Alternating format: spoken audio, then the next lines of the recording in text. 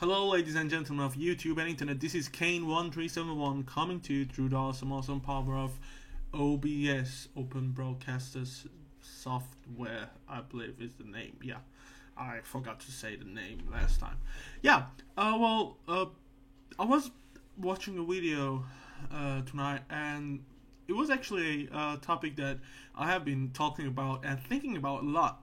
And it was about the future of the gaming on consoles, not on PCs but on consoles, and that was very interesting to say the least.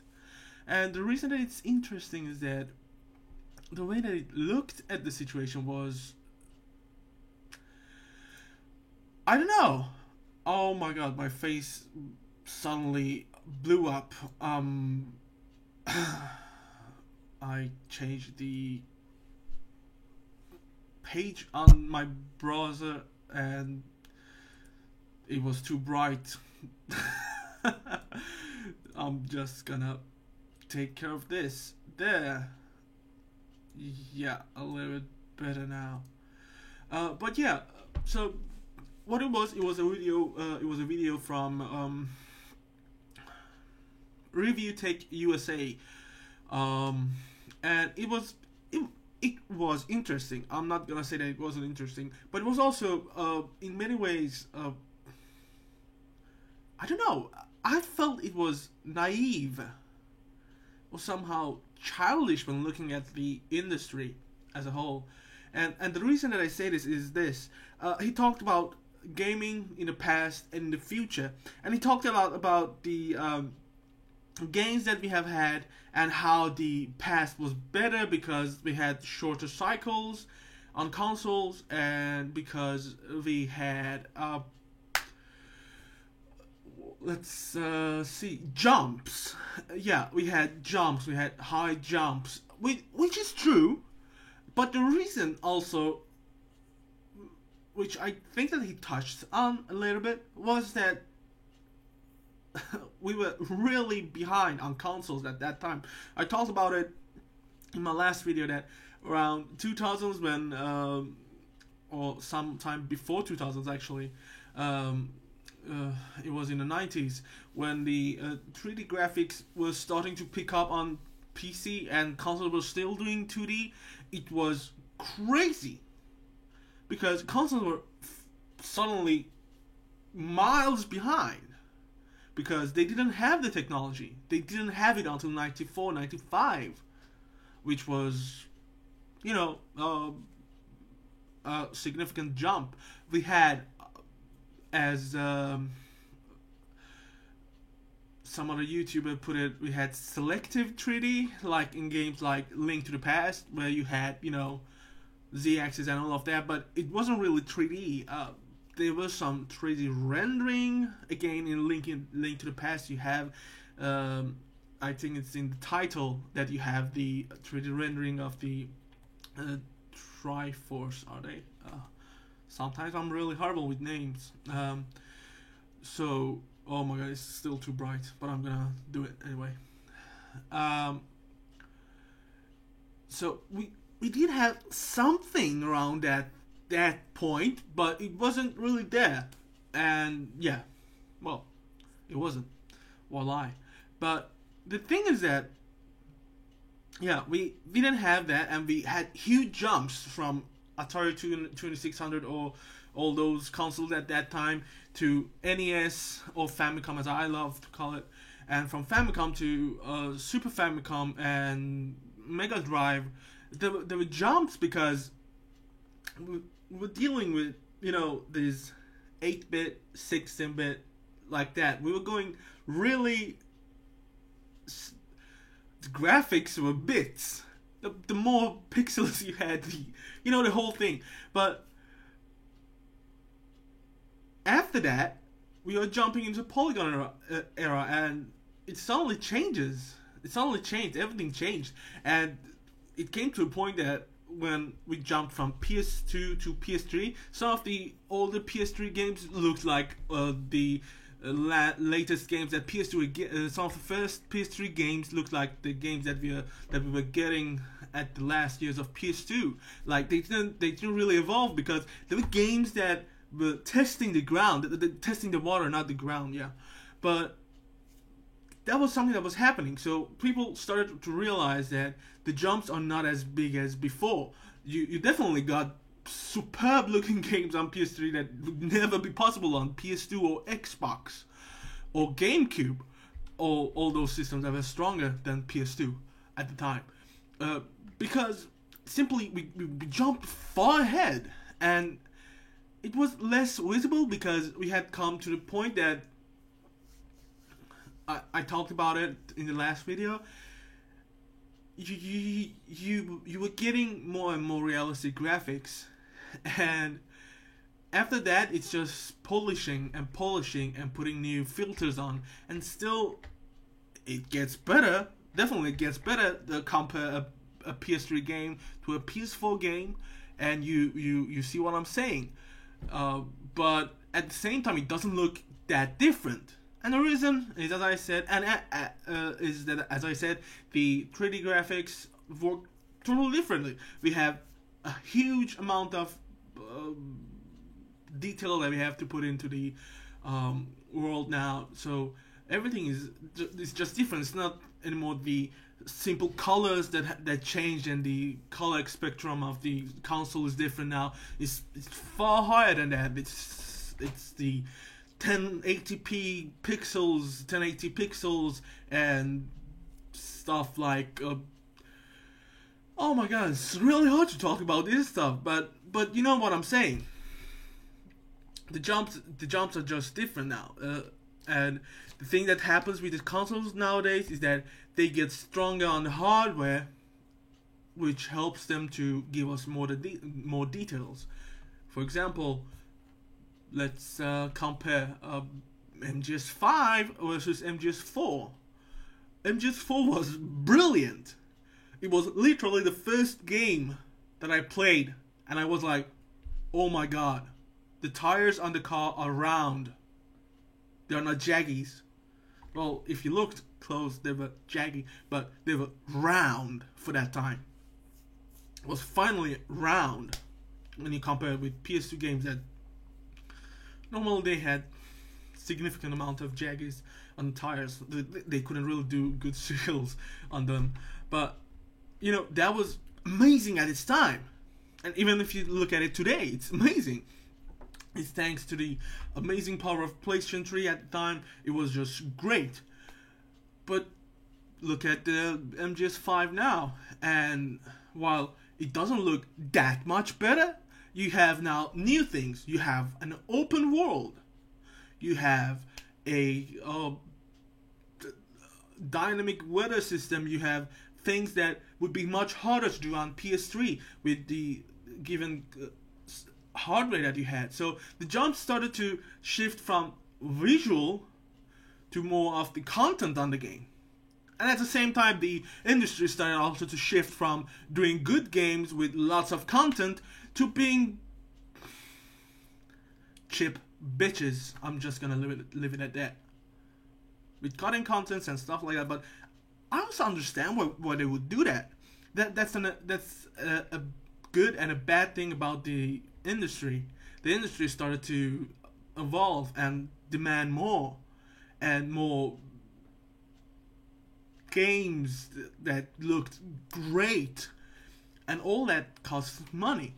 And many of these games don't make enough money for the companies, for the developers to, you know, make it by, to live on. And so they have to cut out stuff and sell them as extra content, while I would rather like them to do more content, like what CD Red does.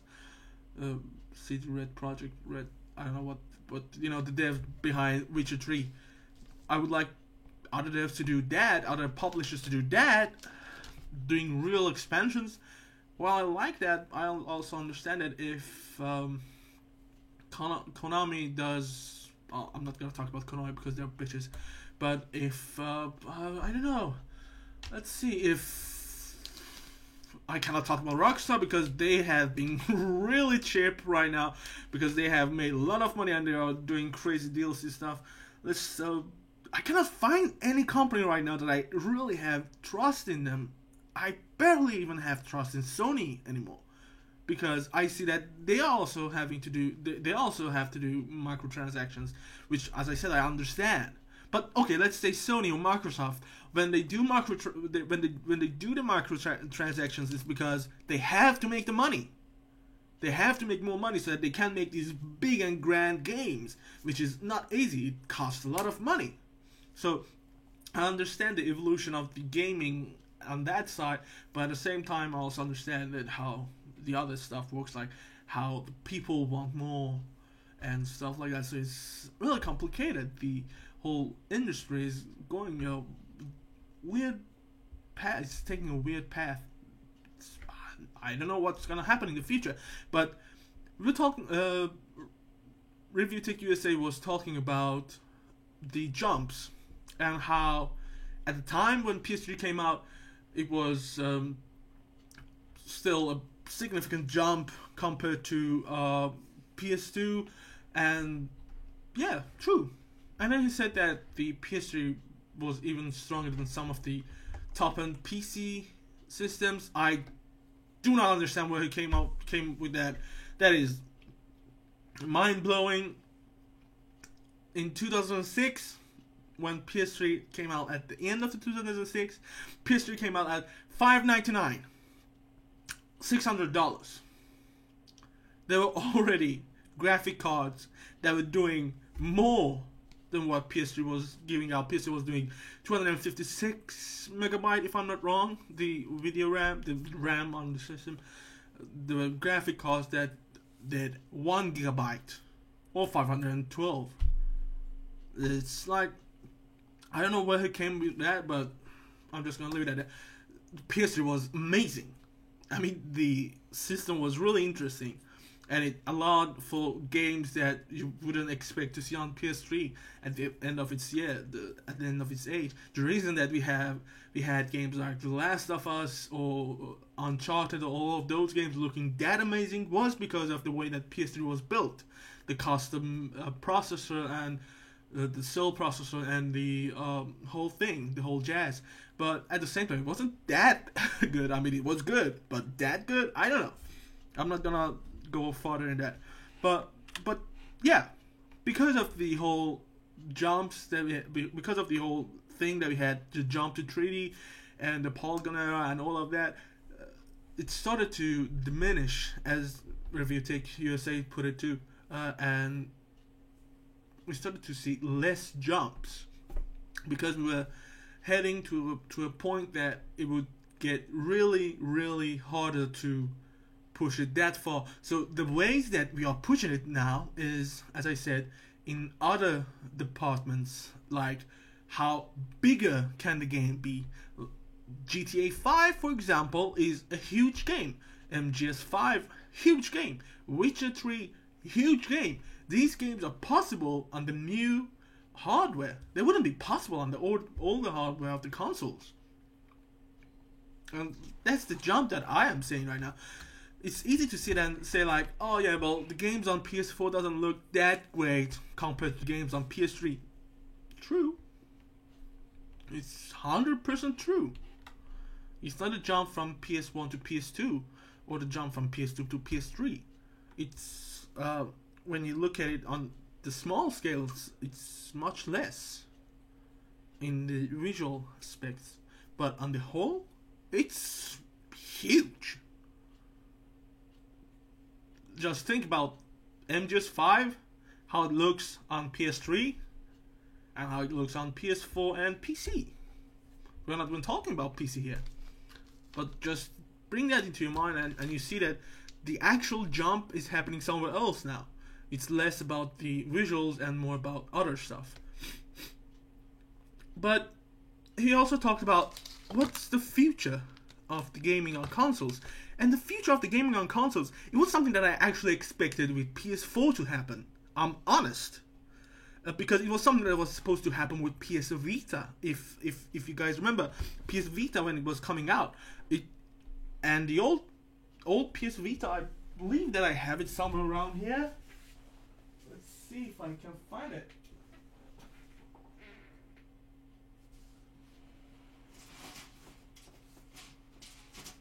I don't know where it is, but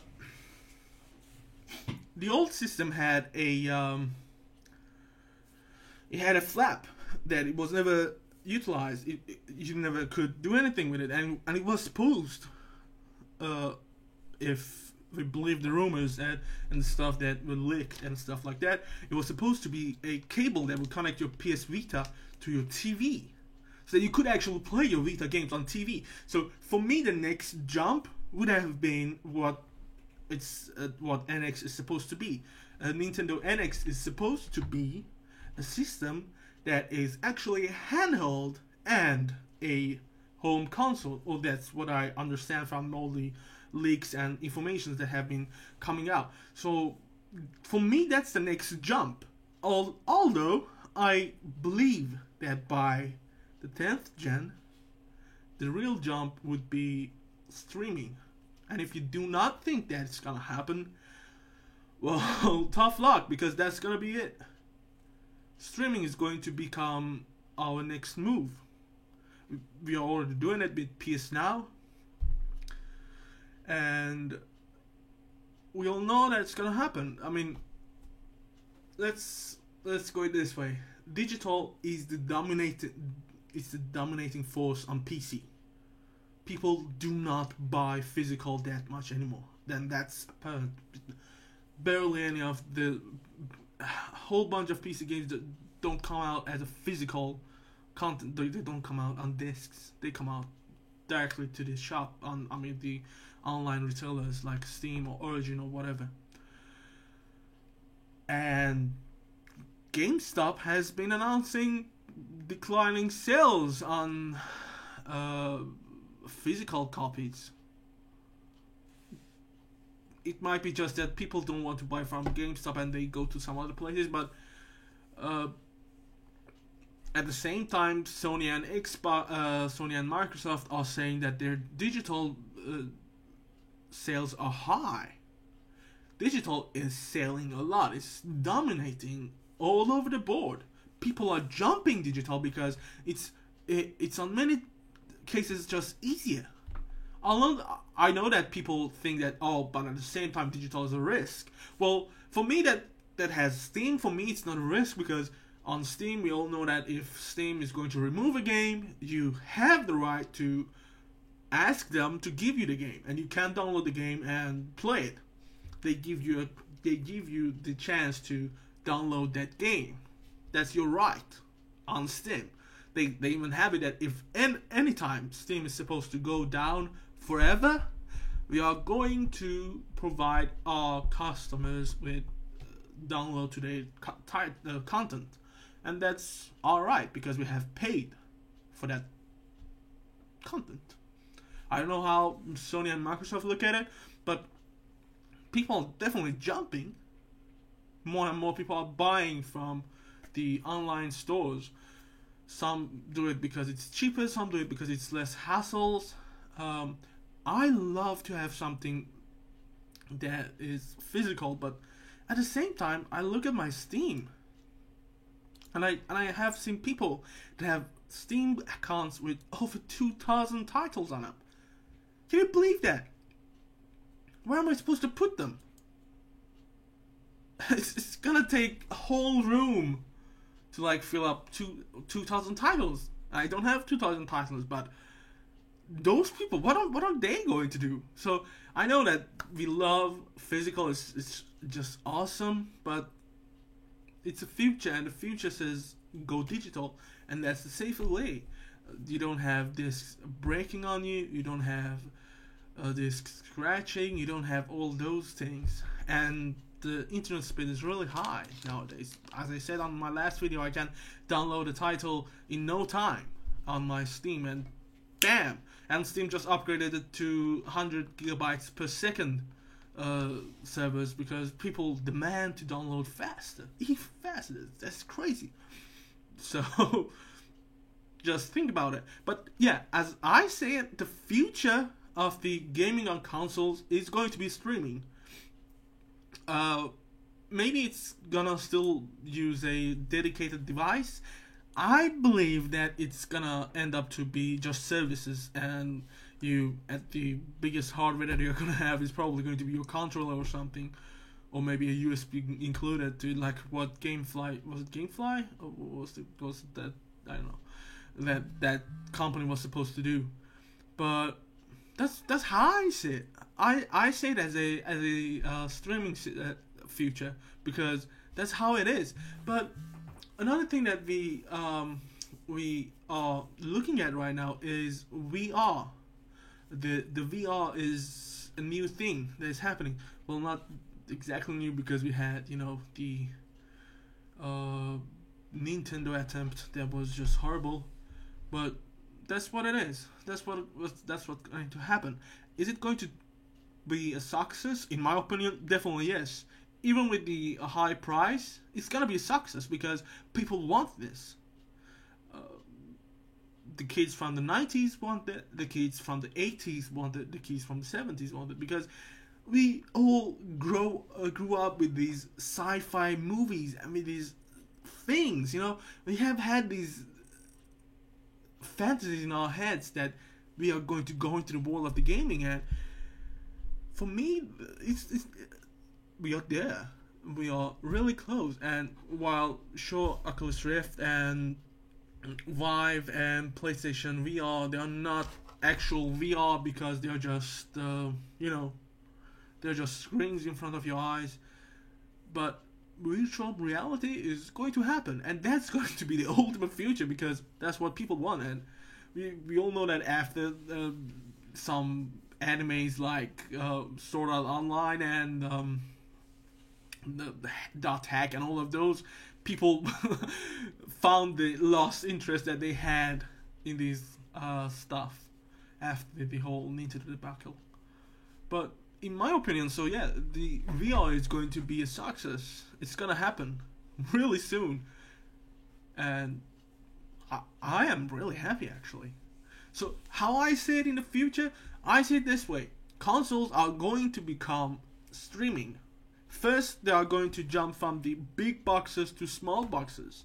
Probably what Nintendo is going to do, and what I hoped that PlayStation would do by PS4 time actually. But then I realized that by PS4 time it's not gonna be really a good move because the box would, it wouldn't work. But I think that by PS5 it should be very possible. Small boxes, and you go for it, dude. You go for it. And the possibility that by the next generation the games will be digital is huge. It's just, in my opinion, there's no question about it. Because if Nintendo does it, and Nintendo, as Review Tech USA suggested, does it and becomes a success, definitely Sony and Xbox are probably going, not definitely, but I would say 80% the chances are that Sony and Microsoft are going to do it. They're going to look at it and be like, that's definitely the way. But that's just how I say it. Because we want to play our games, right? And at the same time, Sony is not backing out from the handheld fight. Vita is selling something, and Sony is not suggesting that it's backing out from it. They release games on Vita and stuff like that. So, and Nintendo sells a lot more handhelds than it sells on home consoles. It knows it. Nintendo knows that its handhelds are the best thing that it has. So it's just a logical step. People love, especially in Asia, they love handhelds. And also people want to be able to sit in front of their TV and play. So, as I said, I don't understand why Vita was not... Vita was like blocked from doing this. Because Vita had it built in. It was there. So, that's how I see the future. Definitely the next step is handheld consoles becoming the home consoles. And I believe that the technology will allow it. I believe that it will happen. And the next step after that is the streaming. And there's no question digital is the future, because it's just the way that it is now. It's dominating, and people are happy with it, I guess. So yeah, that's my 2 cents on the whole situation. If you like this video, press that thumbs up button, and leave a comment, subscribe, whatever that you feel is right. This was Kane1371, and I'm out.